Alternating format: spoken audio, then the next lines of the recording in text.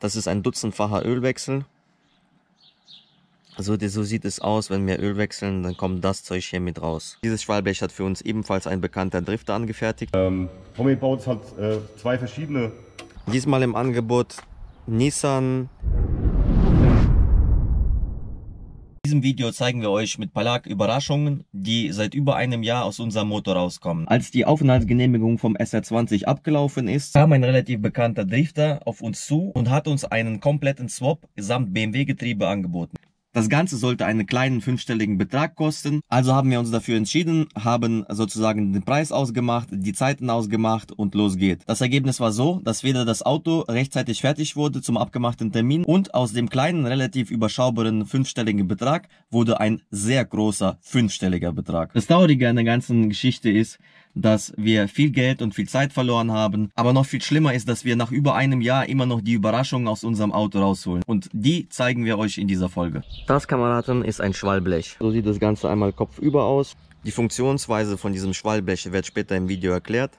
Dieses Schwallblech hat für uns ebenfalls ein bekannter Drifter angefertigt. So sieht das Ganze aus. Das, was ihr seht, das ist Rost. Und ihr werdet später im Video sehen, dass es schon verrostet mit dem Motor eingebaut war. Das ist schon fast Kunst. Ein paar Detailaufnahmen. Ich hoffe, ihr könnt es sehen. Hier ist man einfach mit der Flex reingegangen. Hier ebenso. Das ist übrigens ein Stück Metall, was man hier problemlos halt hier so bewegen kann.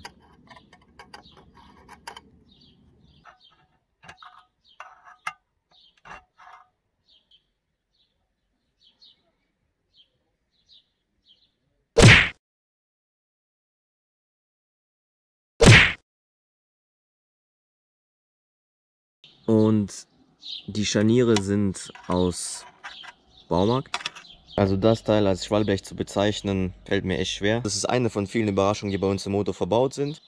Wir gucken uns mal die gravierende Überraschung an. Das hier ist die Überraschung Nummer 2. Das ist ein dutzendfacher Ölwechsel. Also so sieht es aus, wenn wir Öl wechseln, dann kommt das Zeug hier mit raus.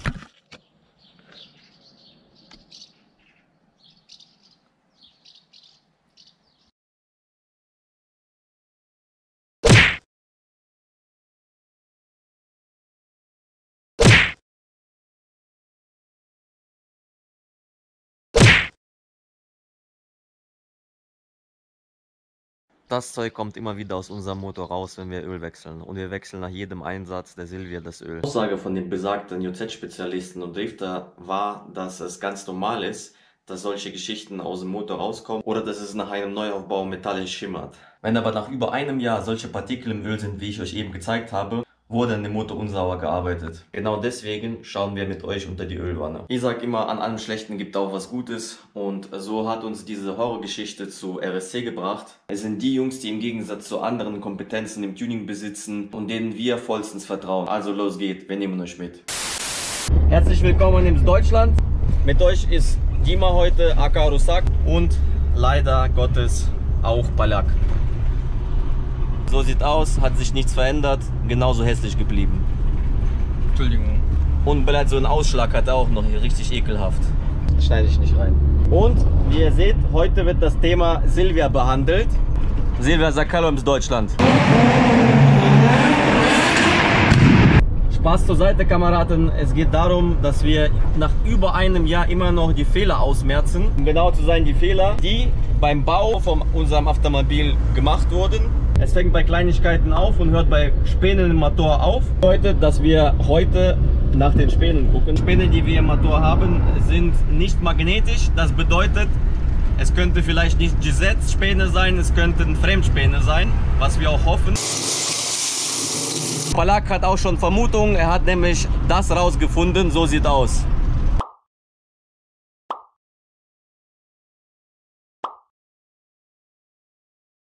Ist ein Anschluss von Ölrückleitung Turbolader. Vermutung ist, dass diese komische Beschichtung, die auf diesem sehr komischen Anschluss war, sich gelöst hat. Was auch immer damit passiert ist. Ich bin kein Chemiker, Palak auch nicht. Auch wenn wir nix Hauptschule sind. Das bedeutet, wir müssen auf jeden Fall im Motor so oder so reinschauen und die Saison ist vor der Tür, deswegen wenn nicht jetzt, dann wann dann. Eine Sache noch, Kameraden, die ich vergessen habe zu erwähnen. Wo wir reinschauen, sind die Schwallbleche, die dafür sorgen, dass das Öl nicht nach rechts und links im Drift ruckartig oder schnell zur Seite schwimmt sozusagen und dadurch der Öldruck abfallen könnte. Die sind bei uns auf einer sehr speziellen Art und Weise gebaut worden. Bis gleich in der Werkstatt. Wir sind angekommen. Das ist der Laden. Und diese ganzen Automobile hier sind Standard. Silberner Nissan, silberner grauer Nissan, silberner schwarzer grauer Nissan mit roten Streifen und Bronzefelgen. Das ist Top Secret. Diesmal im Angebot Nissan Nichuya Gloria. Sieht geil aus. Und da ist kompletter Pizdetz. Das ist auch neues Projekt. Elektro. Sieht aus, ist auch ein Japaner mit Grau. Und natürlich darf kein BMW fehlen, überall ein BMW. Und der BMW tut so, als ob der GDM wäre. Spaß zur Seite, Kameraden. Ihr seht, da schlummert was richtig böse ist. Erster Motor in BMW, Toyota GZ mit kleiner Turbine. Noch ein GZ. Also GZ sind hier keine Besonderheit. So sieht Grieche aus. Antonius. I trust him. We trust him. RSC. Und ihr seht, die Jungs, die machen echt kranke Krafträder.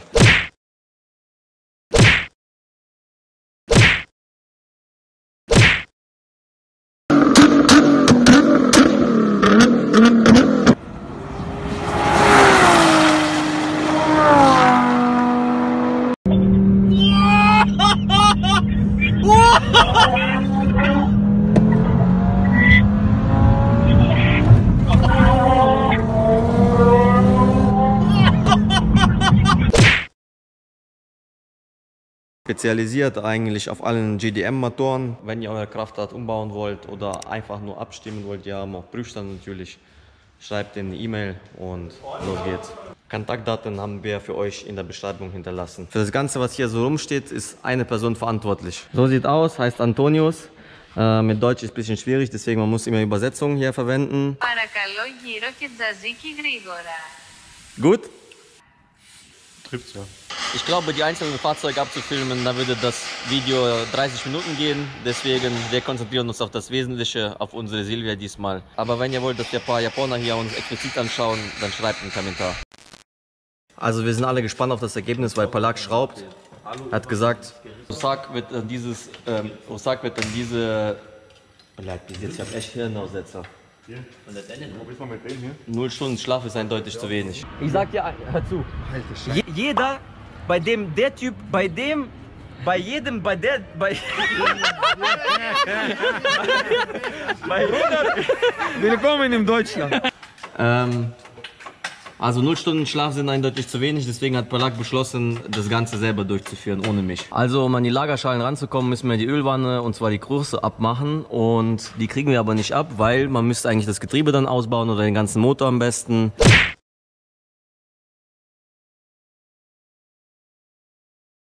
Und so sieht aus, deswegen wird jetzt nur nach dem Schwallblech geschaut. So macht Thomas unsere Ölwanne kaputt. Natürlich. Und wenn du was hast, so roh oder so, für so, kannst du drehen. Okay, gut, ihr merkt, da ist auch schon leicht Hustensaft im Spiel, deswegen an dieser Stelle machen wir weiter. Anleitung für unser Schwallblech. Genau diese Schritte führt gerade der Thomas aus. Der versucht gerade mit 500 Newton diese Wanne abzubekommen. So, nach 10 Stunden ist die Ölwanne ab. Okay, wir haben was entdeckt. Das ist unser altes Schwallblech. So sieht unser aktuell verbautes Schwallblech aus.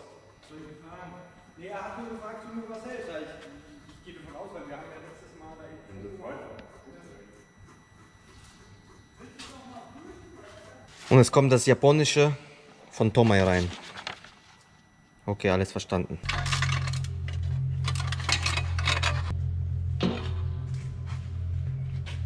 Hallo Lagerschalen in Deutschland. Gib mir mal, wo ist denn der Magnet? Ne, das ist nichts Magnetisches, weil ich kann es zerreiben an den Fingern.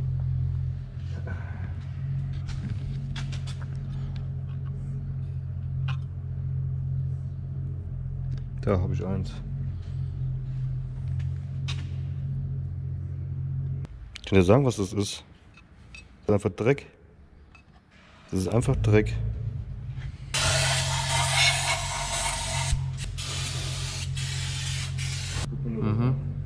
Kurwa, ist das ein Faden?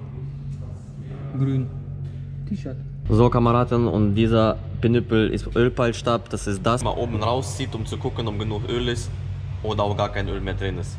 Hier ist dann die Ölwanne davor und hier seht ihr Pleuel. Hinter diese Pleuel ist Lagerschale, einmal hier und einmal auf der anderen Seite. Das ist Kurbelblät, musst du auch den Kameraden erklären. Ja, okay. Entschuldigung, ich habe noch nicht so Erfahrung Gut, mit diesem. Ding- Das sieht aus wie irgendwie aus dem Ja, Dusche, aus der Dusche. Das hier sieht aus, als wäre das nicht für Öl gedacht.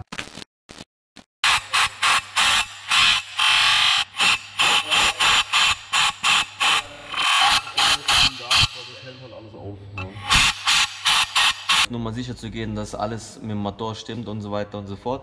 Haben wir hier Kaffeefilter genommen und Palak kocht jetzt Kaffee. Im Sinn der ganzen Geschichte.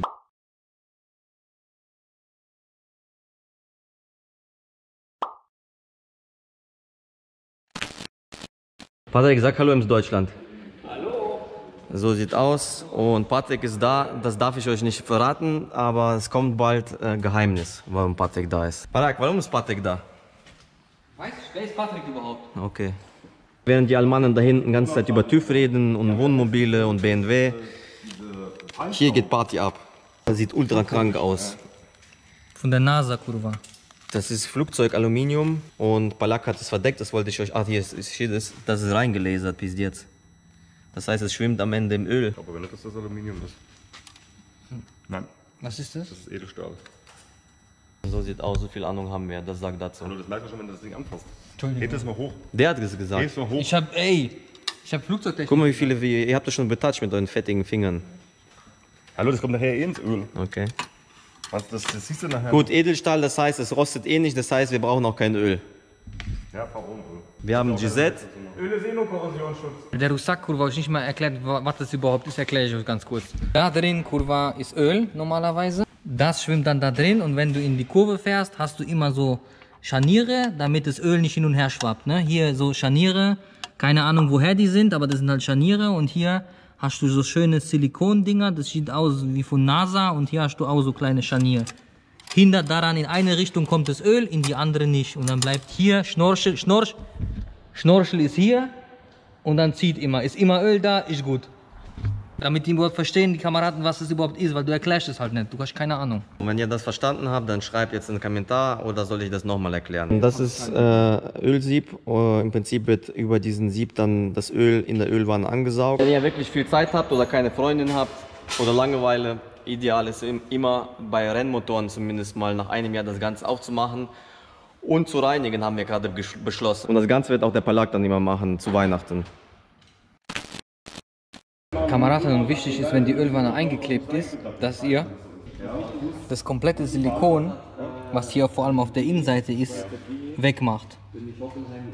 Also das ganze Zeug. Nicht, dass ihr neu das Silikon hier macht und das alte Silikon macht irgendwann so. Das ist nicht gut. Deswegen immer sauber machen. Und was der Thomas gesagt hat, was funktioniert, dann nimmst du ein bisschen Bremsenreiniger, Stahlwolle und kannst den Rest auch fein abschleifen. Normalerweise benutzt du so Messer, so, aber wenn nicht geht, dann nimmst du halt ein bisschen Schleif. Ist auch okay. Am Ende sieht dann so aus, nicht okay. Da habe ich ein bisschen zu viel geschliffen, Palak, aber ist nicht schlimm. Tommy baut halt zwei verschiedene Klappen ein. Einmal die feste, um das Öl schnell in die Position zu kriegen. Und einmal die Gummidichtung, durchs Öl auch angedrückt werden. Ja, und die wirklich komplett abdichten. Also die machen wirklich komplett zu. Da geht nichts mehr durch. Ja. Jetzt liegen sie zwar nicht an, aber das Öl kommt irgendwie hier komplett an. Hier gar nichts durch. So muss es eigentlich sein. Das wissen die meisten gar nicht. Das ist eine Kevlar-Gummimischung. Ja. Aus schusssicher. Das heißt, bleibt Palak kann auf Kiesbett jetzt Rallye fahren. Der Thomas hat gerade hier Dichtung gemacht. Wenn ihr Dichtung macht, dann müsst ihr natürlich innen an dem Loch vorbei, gell? Und nicht außen, weil es gibt bestimmt Leute, die machen außen und denken, ist gut, ist es gut? Nein, ist nicht gut. Also innen, okay? Gut. Kameraden, wichtige Tipp bei Dichtungen. Wenn Dichtung hier so eine Kerbe hat und so einen hässlichen Rucksack im Hintergrund, dann darfst du die nicht nochmal benutzen. Die drückst du einmal dran Und danach kannst du die nicht mehr auf und zu machen und dann kannst du wegschmeißen, weil hier ist normalerweise so ein Ring, den man sieht und geht nur einmal, okay? Also nicht wiederverwendbar. Neu machen. Also das ist einfach eine Welt, die muss man erleben. Das kann man nicht in Worte beschreiben. Was hier an Krafträder rumstehen. Also wenn JDM, dann RSC.